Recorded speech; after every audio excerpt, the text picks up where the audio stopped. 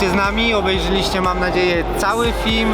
Było dosyć grubo, jak zwykle targi są świetne. A z naszej strony to jest generalnie wszystko. Standardowo zapraszamy Was na naszego Instagrama, na TikToka, do subskrypcji kanału. Zapraszamy Was do korzystania z kodu rabatowego w sklepie Scalper Store. Na całe zamówienie możecie mieć aż 5% zniżki oraz oczywiście na największe forum w Polsce, łowcy Hot Wheels. Pozdrawiamy serdecznie i do zobaczenia na następnym filmie. Na razie.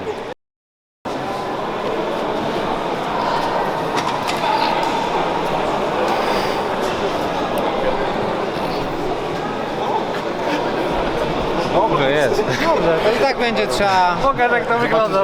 Ja myślę z 2-3 razy.